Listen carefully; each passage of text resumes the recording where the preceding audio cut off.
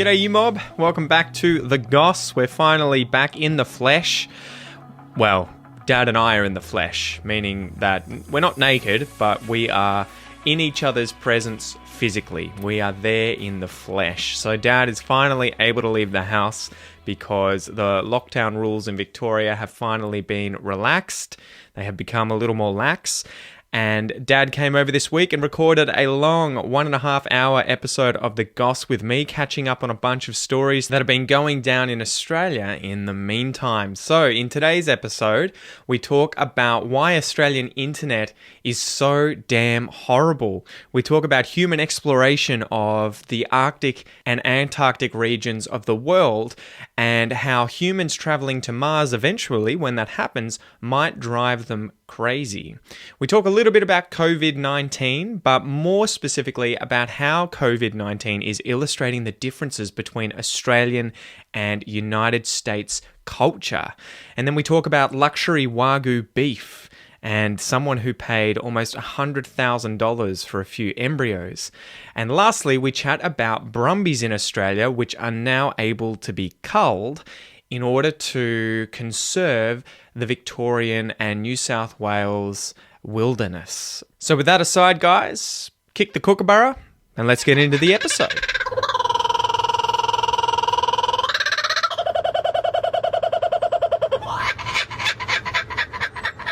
Oh, Dad, welcome back to the Goss. Hey Pete, good to be back here. Been a little while, huh? It has certainly been a while since I've been here at this desk. I know, it's good to have the audio back. I don't know what it is with Australia, but every time I have, especially on Skype interviews, they seem to always drop out despite having the NBN here. Yeah. Maybe that's something to start with. Why is our internet considered some of the crappiest internet in the entire world? Because it is.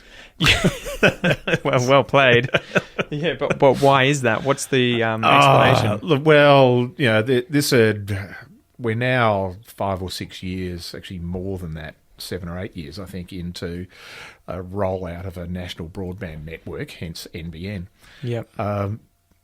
When that was initially proposed about 10 years ago, it was supposed to be, you know, world-leading technology, fastest broadband you could get and so on. What we now have is the world-leading, fastest broadband you could get 10 years ago. And so they didn't plan on upgrading during the rollout. And so it's taken so long to do, we're really just stuck with old age technology. And the other thing they did is pull back on the plans for it after about 6 months, because it was originally going to be fibre to every home. Yeah. And they being the government at the time, decided that that was just going to be too expensive. And so where there is supposedly good copper network, the ordinary old phone network, they decided to go from the fibre through to a node at a copper subjunction. And so we're stuck with the fastest you can get over copper, which is nowhere near what you can get over fibre. So we actually have reasonably good broadband up to up to the locations where the fibre gets to. Yeah. But as soon as you go over to the copper network, then you're really just back in the olden days. So it's a bit ridiculous. Do you think it's going to change in the future at all, or? Look, it will change. The challenge for us will be to determine when that's going to change, because having spent billions of dollars on getting this network in, neither government, I say neither because we really only have two major parties in this country, so it's either one or the other that'll be in government. I don't think either of them is going to bite the bullet to do a revamp to this network in the next 20 years. It'll be incremental. They'll improve the technology internally, but I don't think they're going to roll out a new network in a hurry. Hopefully the next bite is to say, well, we'll keep improving the quality of the fibre, but we'll also start replacing those, at the moment, copper network into the house. And having the copper in there is equally ridiculous, because we used to have, if you're now on the NBN, you can't have a normal telephone unless you have a second line run into your house, because the old lines used to run a split line. So that you could run a modem and have your phone running off the same old telephone line with a filter on the modem. But now the NBN takes over the whole line. So your phone has to be via the internet. And so voice over IP is dodgy at the best of times, as you're finding with Skype, because that's exactly the same technology. It's effectively what you have ringing your phone now. Yeah. So, we've got the worst of both worlds. We're still on the old copper one, but we can't get a good phone connection on that anyway. So we've just dropped using our landline. Most houses are starting to do most that. Most houses are doing it now because, firstly, because you're in this silly situation of not being able to have a standalone landline. You're relying on running through your modem. The reason we kept it originally is because we had the oldest phone that you could possibly run on the system that generated its power directly out of the phone, because the phone line was running a small amount of electricity through it to power phones. But of course, all modern day phones are requiring electricity. So we wanted to be able to, at the worst possible scenario where we have no mobile network and no electricity, we would still have a phone being able to be used. But now we're reliant on a phone connecting through our modem. So all a bit silly.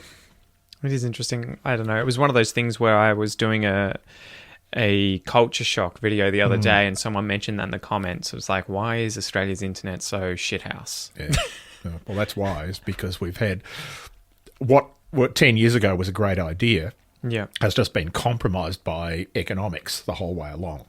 Governments have continued to say, oh, we can't afford it. We can't afford it. And so the original plan just got diluted. So what about news-wise this week? Anything interesting come up on your radar? Hey, I'm allowed to be here. I'm allowed to be here. Yeah, well, the changes came through, was it last night at midnight? Yeah, well, 11:59 last night. So, so we've had a slight reduction in the lockdown. That has been such a headache in terms of understanding the rules, because every state is different based on that, which makes sense. It's a better way of managing the whole country because it's a finer scale system of management as opposed to just a broad scale, a hammer for all nails. But at the same time, they keep broadcasting on the news the different rules for every different state and territory, and so it gets really confusing at the end of the day when you've seen every single state's rules, and you're like, holy crap, am I allowed to leave the house with 2 people or 1 person? Or am I allowed to have my parents over?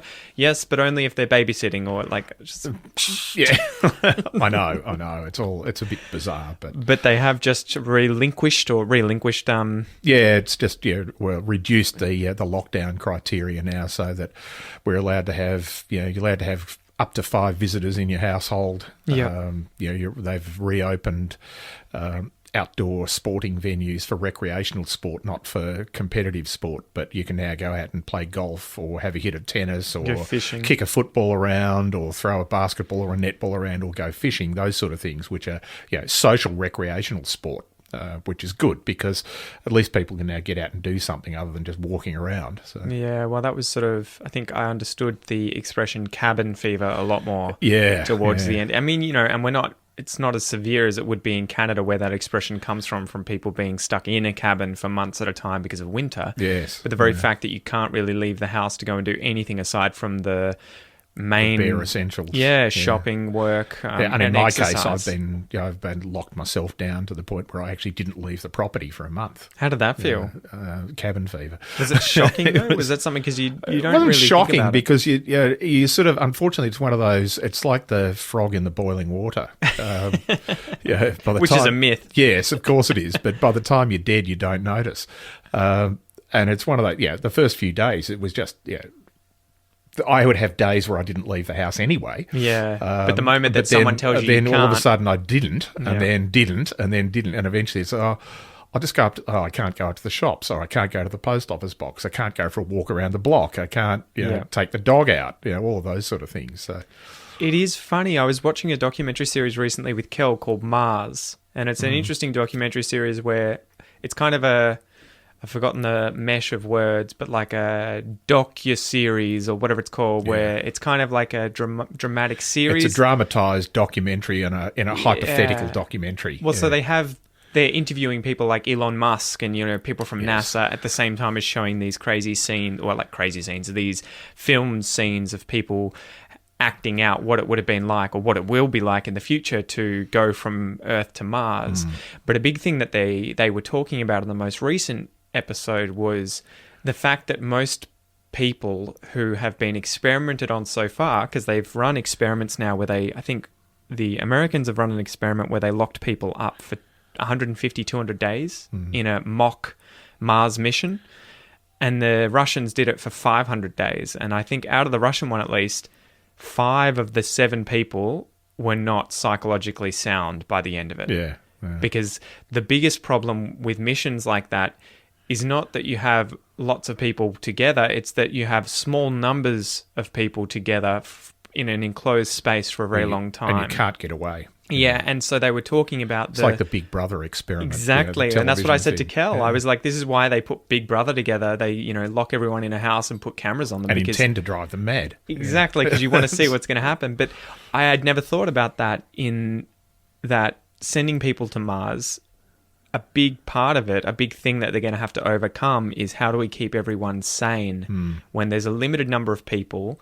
They can't leave. They can't go outside. You can't come back home. You can't necessarily just call your friends and family when you want to. That's going to be delayed by, I assume, hours, maybe days. The message is going back and forth. So all of these, they were talking about all of the physical restraints and the monetary aspects of things and all the resources they would need. But then they didn't get to until recently just how much you're going to have to psychologically prepare people and really try and pick the right people for the job because, if they go crazy, they put everyone at jeopardy. Yeah, well, there's a pseudo experiment on that in the case of Antarctic researchers. Yeah, well, they brought that up, exactly. Because Antarctic researchers do go through a lot of psychological screening and training in order to cope with the sort of meta-isolation, but the complete reverse of isolation. And that's the challenge, is that you're isolated from the rest of the world, but you're stuck with a group of people that you can't get away from. Yeah.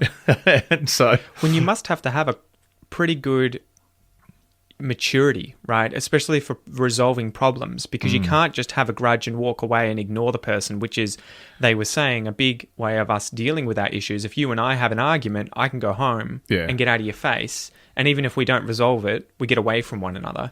But if you're stuck in somewhere like Antarctica or much worse, Mars, there's no, you can just avoid this person. Yes, I'll go and sit in my room for 3 months. Exactly. You're all working together. But the interesting thing they brought up was the Shackleton mission. And I think he wasn't Australian. He was British, right? He was British, yeah. But he had a carpenter who went nuts, apparently, was psychologically unsound.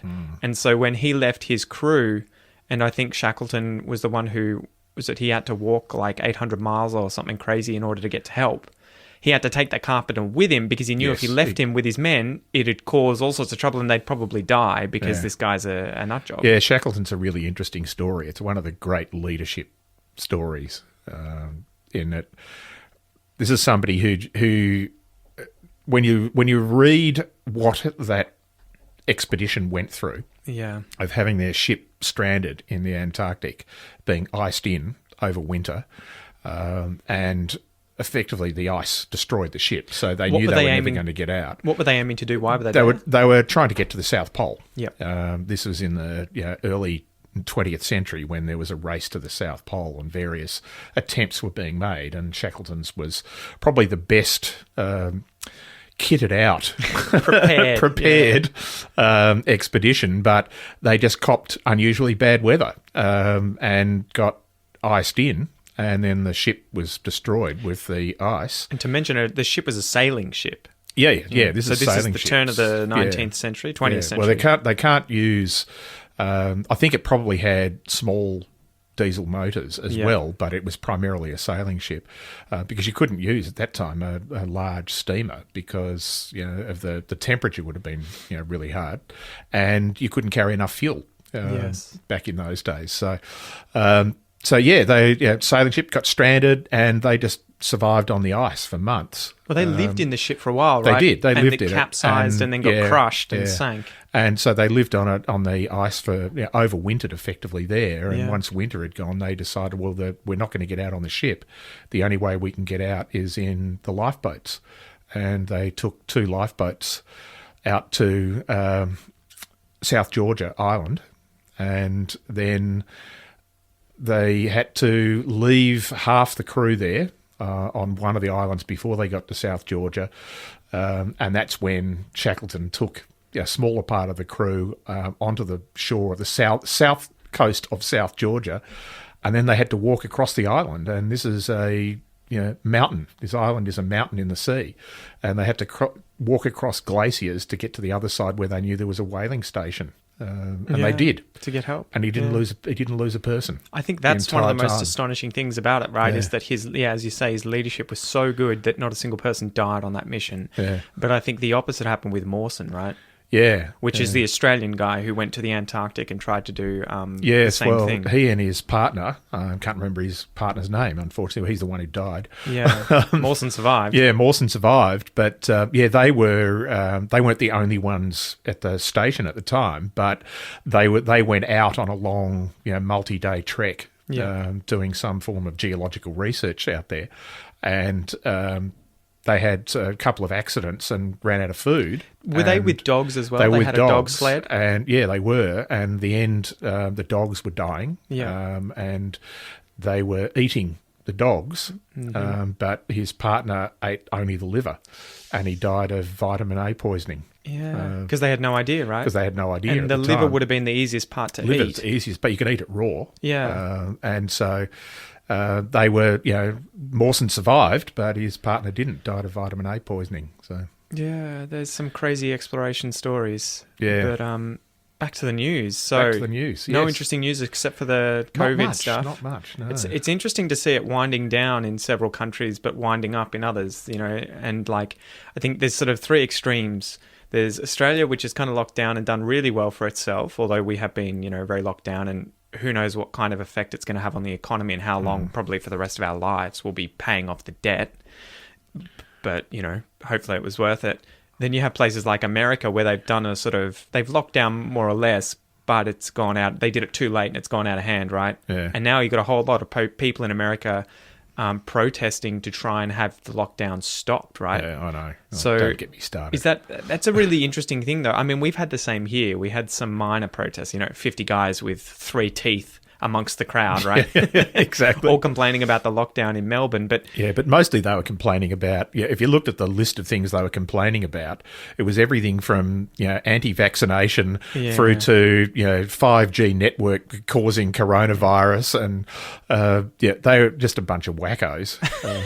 Not that the people who are protesting in America aren't a bunch of wackos, but they're not quite in the conspiracy theorists category that some of the Australians were. But it underlines the sort of difference in Australia versus American culture to some degree too, right? Because we kind of suck it and see. We deal with it, and we're like, all right, these are the restrictions. We're just going to take it. In America, they seem to be much more at a state level independent and want to do their own thing, and then at the person level there's that aspect of freedom, personal freedom. No one's telling me what to do. I'll have my guns. I'm going to do what I want. Lockdown.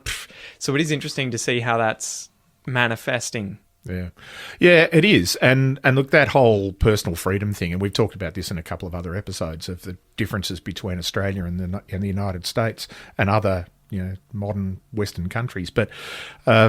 I think that personal freedom thing is just so inbuilt into the psyche of many people in America that it's really hard to break down. And it's almost, to me, it's just completely selfish. It's one of those things where you look at it and go, there are some times where you just have to bite the bullet and put up with things that are not exactly how you would want it to be for the greater good of humanity. And ultimately for your own good as well, because you're just one of those humans that are, in our society. And so there's ability of, personal choice and freedom to do what you like. And then the carrying weapons one is the same thing. Where you've got people who are carrying assault weapons around in a protest, if that happened in Australia, they would just be shot. Yeah. There would be no question. The police wouldn't even think about it. And but to cage that, the police would be thinking, "How the hell did this guy get this weapon?" Well, exactly. But it's not even legal. They can't even buy him here. And that's the point. But if you can, and that's the difference is that you simply can't carry weapons in the street in Australia. It's illegal. Yeah. Whereas in many states in the United States, you can have a permit. Right? No, exactly. I can't just walk around with a knife in my hand, even if I'm a chef going to work. Even if you put your pocket knife in a little wallet on your side that you might have walking around on a farm, you can't do that in the street.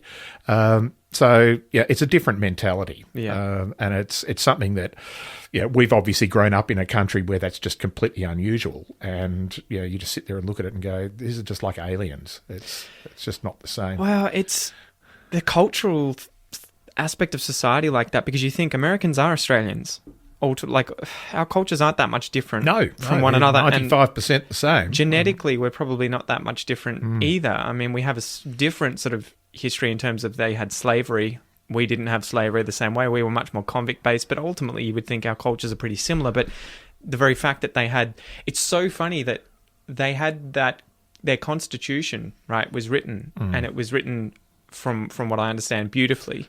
That they had these rules set out at the time. It made a lot of contextual sense. Exactly. And yet, at the time, they had no idea what was to come, and the Founding Fathers have inadvertently set their culture up to be something that's very hard to adjust or change. Well, it is, and that's the same with any... I mean, their constitution is effectively the same as ours, not in what it contains, but in its structure, in that in order to change the constitution, you have to have an amendment go through both houses, and in the case of the United States, the third tier of the government, which is the president, and it has to go to a referendum and have a majority of the people in a majority of the states agree with it. Now, that is really hard to do. Yeah. And so it's very difficult to get those sort of amendments through. When some of those initial amendments were made to the original Constitution, because the original Constitution had nothing to do with, nothing about free speech, nothing about religion, nothing about the right to bear arms. They're all initial amendments in their Constitution. To pause you there, it's so funny that they're always, the Second Amendment, even I know that as an Australian, has to do with the right to bear arms in America, right? It always blows my mind that Americans you will see will quote the fact that it was an amendment that allowed them to do this that cannot be amended. Yes, they will say you can't change it, and it's like it was an amendment to the original thing. And not only that, but I've had we have plenty of American relatives, and I have plenty of American friends, and I've had discussions which have turned into arguments with several of them around the fact that they simply don't understand their own history, in that Second Amendment had nothing to do with individuals bearing arms. Yeah. It was that the states could control and have their own militia, armed militia, so that they could defend themselves against a tyrannical federal government. And good luck doing that now. And that was because they had come out of a war against England, right? Where England was effectively a tyranny. Yes, exactly right. Taking too much tax from and because the they are a American commonwealth colonies. like we are in Australia, where the power in the structure of the United States in Australia is that the country is created by a group of states who have agreed to form themselves into a commonwealth. And so it's a federation, hence federal government. And so that the states in America wanted to have the ability to separate and defend themselves if they had a tyrannical federal government. It had nothing to do with the right for individuals to bear arms. Of course, if you're going to have a militia back in the 18th century, you needed the ability for individuals to have their own arms, because the states didn't have their own garrisons and their own arms supplies. So individuals had to be able to carry arms, and that's how it actually came about. But the purpose of it really was to be able to overthrow the government. Well, good luck with trying to overthrow the American military. What are you going to do? Get a few AR-20s together and you take on the might of the world's biggest military, and biggest ever. Like, good luck, guys. I don't think it's the biggest. I think China probably has the biggest military, but certainly the most powerful in terms of technology and money going into it. But yes, all right, strange. So I got one here. Luxury Wagyu beef producer Mayura Station pays world record price $92,000 for 4 embryos. 4 embryos. So the embryos were sired by a bull and heifer, which is a female cow, a heifer, whose genetics can be traced back to the original 5 full-blood Wagyu beef exported to Australia from Japan. Yeah. What do you think Wagyu means? I know what it is, but I don't know what the word means in Japanese. I had no idea either. No. I was like, it's the beef, right? Yeah, it just but means Japanese beef. It is, but apparently. it's a particular style of. It's about creating steak. Mm-hmm. It's a particular style of steak where it's very fatty. It's got this marbled view of it, so that it's got little, effectively patches of pure fat in it, which makes it very tasty and easy to cook. but it's extremely expensive because it's rare. Yeah. So obviously he'd better be hoping that one of them is a male. Well, yeah, so the South Australia Wagyu beef operation... G'day, mate.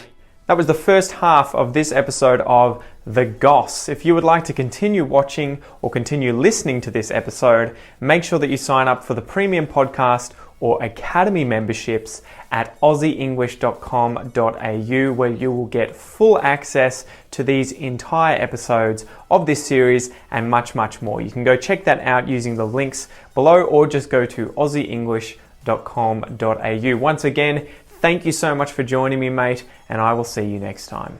Peace.